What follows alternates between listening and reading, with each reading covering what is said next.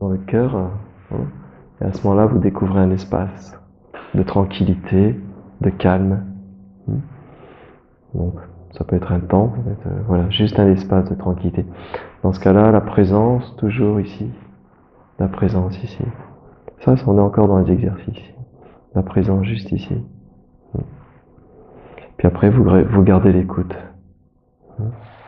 Et tout ce qui peut interférer, vous voyez les interférences, vous pouvez observer les interférences, vous ne repoussez rien, vous êtes complètement dans l'écoute, dans l'union avec tout ce qui est, et vous écoutez. Les interférences, le mental, le vent dehors, tout ça vous écoutez. Vous écoutez. Et dans le temps, vous ne touchez à rien.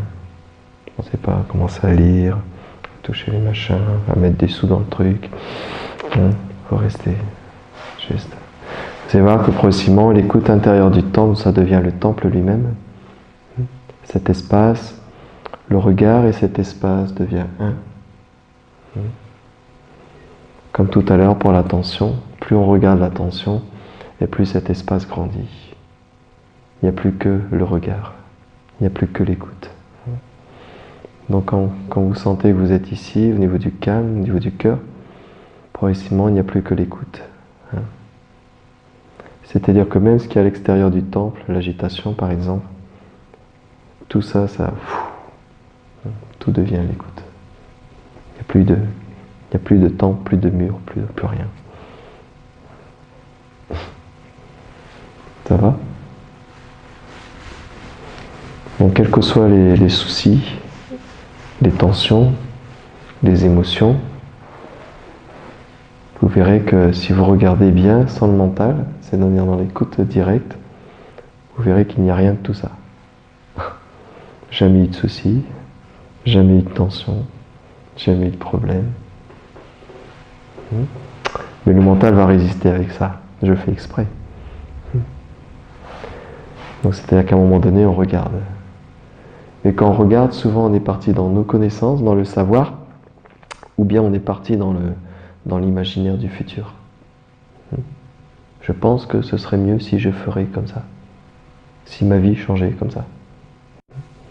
Donc à un moment donné, on est juste là présent, juste la présence.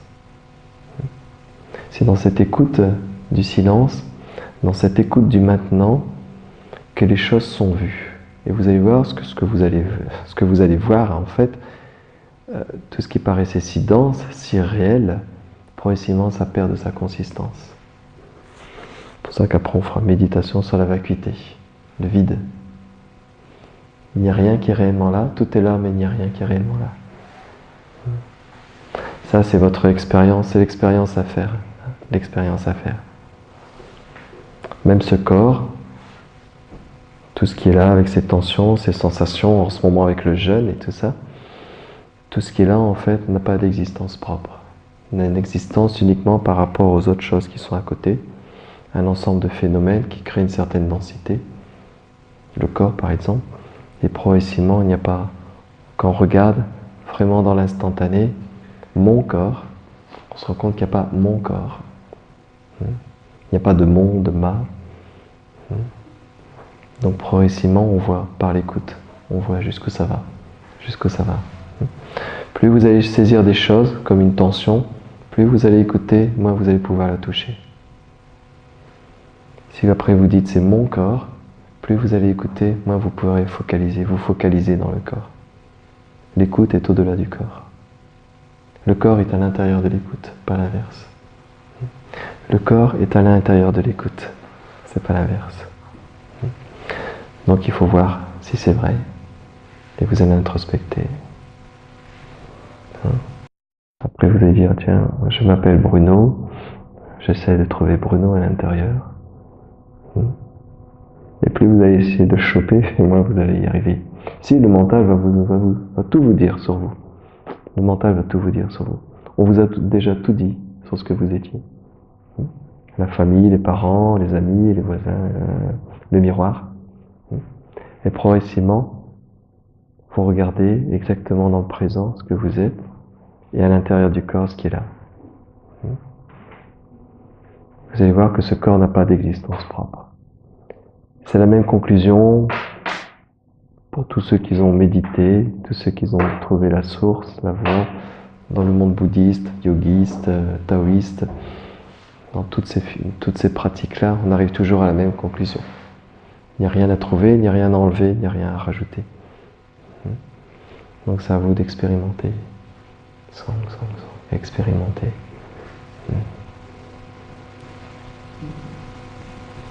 Question? Donc soit c'est la peur, la souffrance, ou soit c'est la libération. Vous avez le choix. En fait, vous n'avez aucun choix. Vous n'avez aucun choix. La conclusion sera toujours la même. Comment ça, on n'a aucun choix? Tu veux dire quoi? On n'a aucun choix. Vous n'aurez aucun choix de la conclusion, de l'expérimentation. Il n'y a qu'une seule réalité, c'est pas la mienne, c'est pas celle de Macron ou des Gilets jaunes. Il n'y a qu'une seule réalité, c'est l'expérimentation maintenant. Et si vous allez suffisamment loin ou suffisamment près de vous-même, vous allez voir que la conclusion sera la même. Il n'y a pas de choix.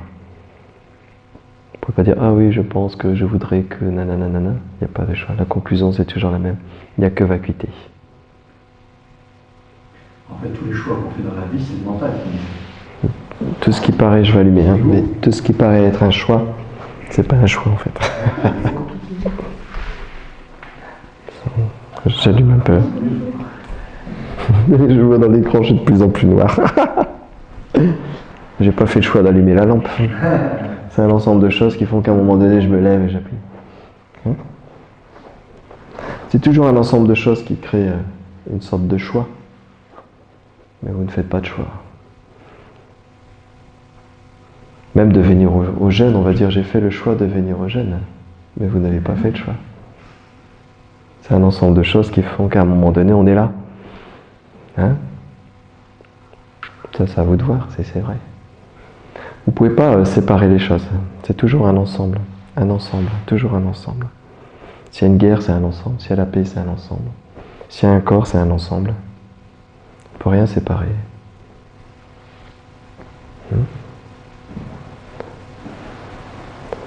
Donc c'est-à-dire que dans l'expérimentation, il n'y aura qu'une seule réponse, il n'y a pas de choix possible.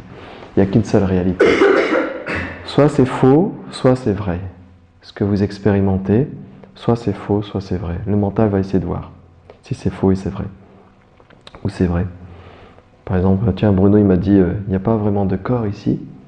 Donc le mental va dire, bah si, il y a un corps, je peux le toucher, je peux mordre, je peux sentir, je peux ressentir, je peux écouter, je peux parler, je peux ressentir, goûter.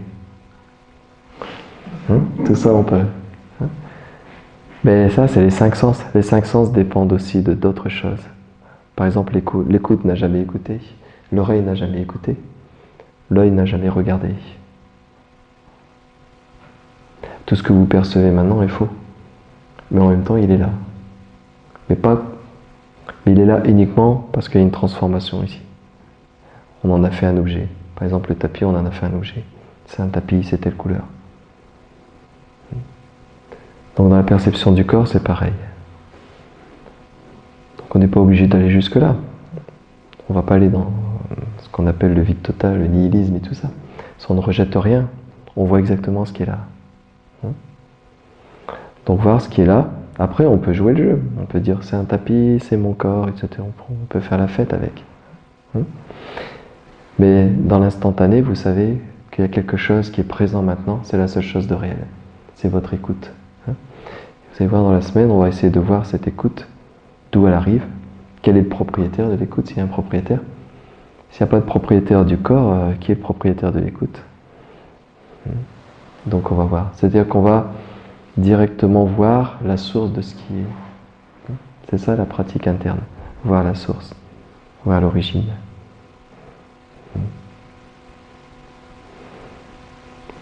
Donc ça c'est pas avec le mental, c'est par l'expérimentation, expérimenter.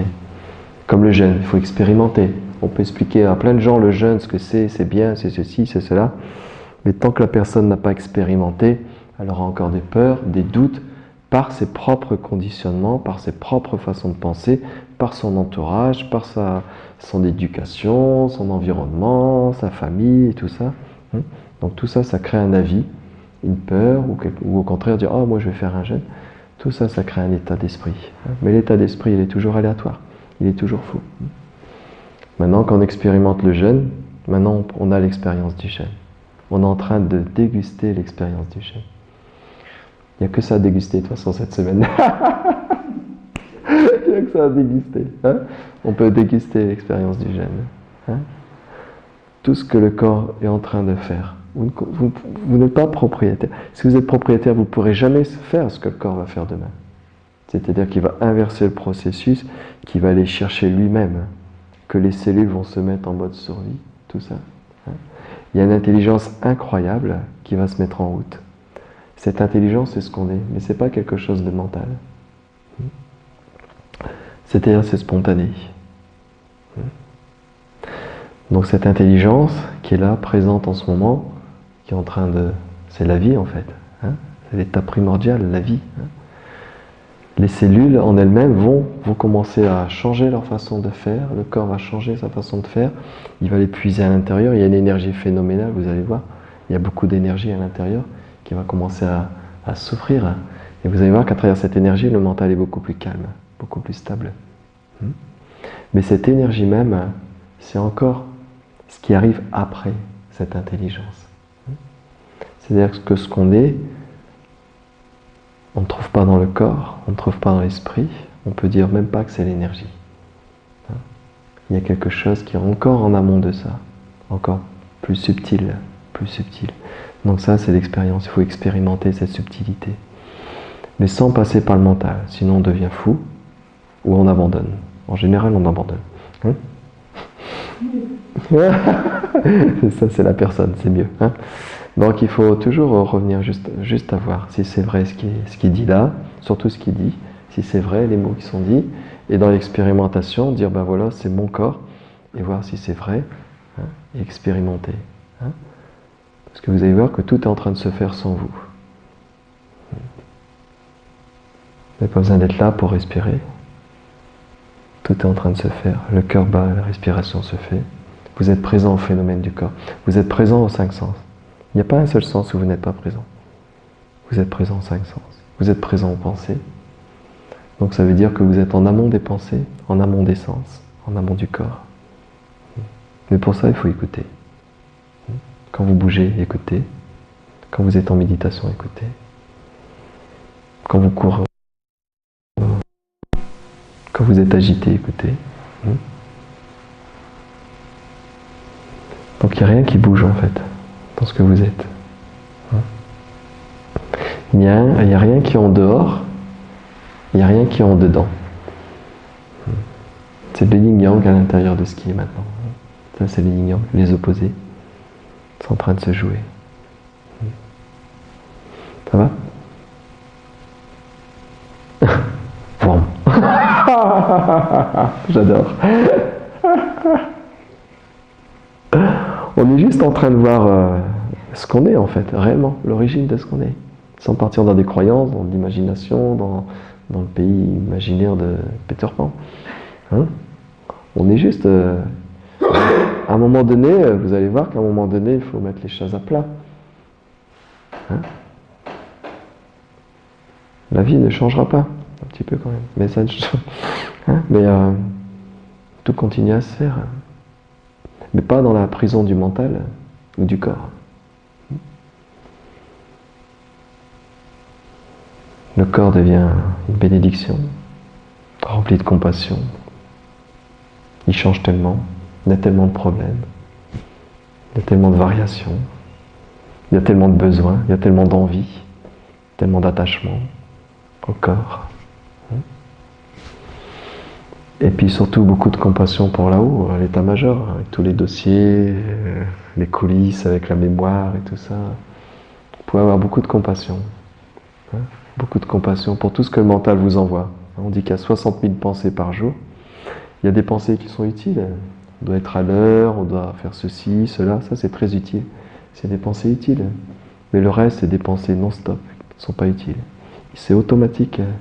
Les circuits électriques, tout est en train de se faire. Vous allez voir des choses, avec le jeûne, vous allez voir, tout va vous ramener à la bouffe. Tout ce que vous allez vous regarder, mais tout ça, c'est automatique. C'est le corps, le mental, tout ça, ça se met en route. Tout ça, c'est automatique. Mais vous pouvez voir ce jeu. Dans l'instantané, vous pouvez voir le jeu. Vous pouvez le déceler tout de suite. Mais souvent, on ne le décèle pas. On est tout de suite identifié aux phénomènes, aux perceptions, aux pensées. C'est mes pensées, c'est mes sensations. Et donc, on est tout de suite identifié, et puis on est parti avec. Et puis, on oublie vraiment de regarder ce qu'il y en est. C'est vraiment un propriétaire des lieux ici.